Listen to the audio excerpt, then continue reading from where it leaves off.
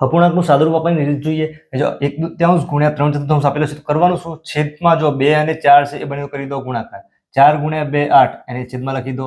હવે ઉપર અંશમાં જો 1 અને 3 છે, 3 ગુણ્યા 1 કરો એટલે કે થાય 3. 3 ના છેદ માટે શું થયું? આજે અપૂર્ણાંકનો ગુણાકાર. અહીંયા ભાગાકાર છે કરવાનું શું? આજે બંનેનો ગુણાકાર કરો. 4 ગુણ્યા 2 8 થાય છે, એને લખી દેવાના છે આપણે અંશમાં. આ બંનેનો ગુણાકાર કરો. 5 ગુણ્યા 3 કેટલા થાય? 15 થાય, એને લખી દેવાના છે છેદમાં. એટલે 8 ના છેદમાં 15 શું થયું? આજે સાદુરૂપ છે એનો જવાબ. એટલે અહીંયા જો માઇનસ છે કરવાનું શું? આ બંનેનો કરી દો ગુણાકાર. 9 ગુણ્યા 5 45 છેદમાં લખી દો. હવે આ બંનેનો ગુણાકાર કરો. 9 ગુણ્યા 4 કેટલા થાય? 36. 5 ગુણ્યા 7 35 થાય છે. વચ્ચે માઇનસ છે તો આ બંને વચ્ચે માઇનસ કરી દો. 36 માઇનસ 35 કરીએ એટલે વધે છે 1. એટલે 1 ના છેદમાં 45 છે સાદુરૂપનો જવાબ. એવી જ રીતે અહીંયા પ્લસ આપેલો છે કરો ફરીથી. અહીંયા 5 ગુણ્યા 2 કેટલા થાય છે? 10 થાય છે, લખી દો છેદમાં.